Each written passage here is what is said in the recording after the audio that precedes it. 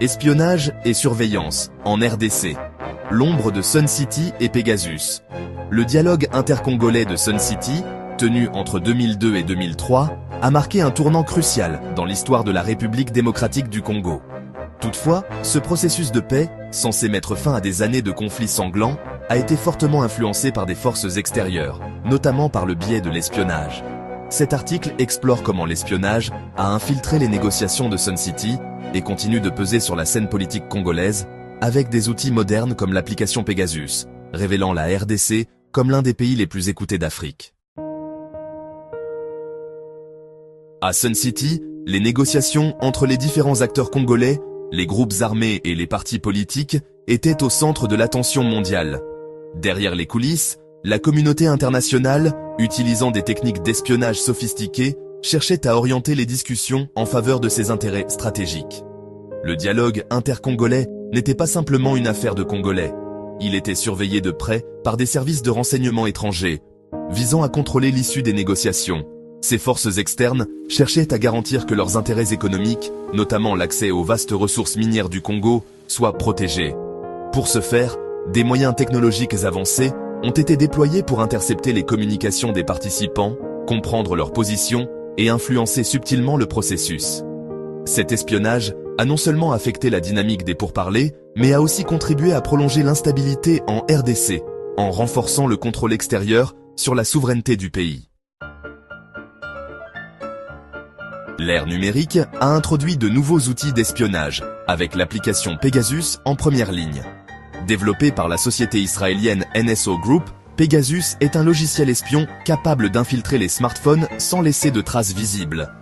En RDC, de nombreux politiciens se sont retrouvés ciblés par cette application, qui a permis à divers acteurs de surveiller leurs communications, leurs activités et même leurs relations personnelles.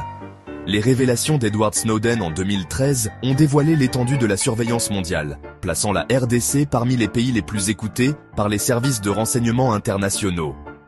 Ces nouvelles révélations montrent que la surveillance n'a fait que s'intensifier, avec l'utilisation de Pegasus pour surveiller les mouvements politiques en RDC.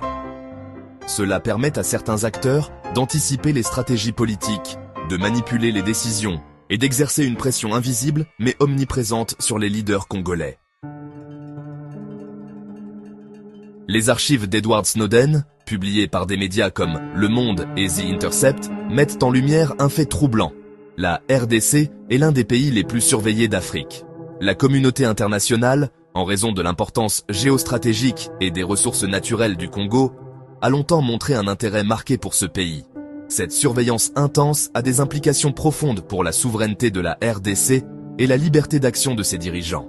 Elle soulève des questions cruciales sur l'autonomie du pays à prendre des décisions indépendantes, à l'abri de toute influence extérieure. L'espionnage et la surveillance sont des réalités omniprésentes qui continuent de façonner la politique en RDC.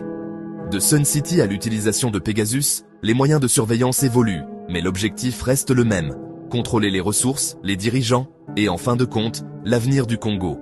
Les révélations d'Edward Snowden rappellent la nécessité pour la RDC de renforcer sa cyberdéfense et de protéger ses leaders contre des intrusions extérieures qui menacent sa stabilité et son indépendance. Recherche réalisée par Monsieur Omer Buakengila, spécialiste en cybersécurité et hacker éthique. Si vous voulez en savoir plus, veuillez rejoindre mon blog sur https://omerbuake.substack.com.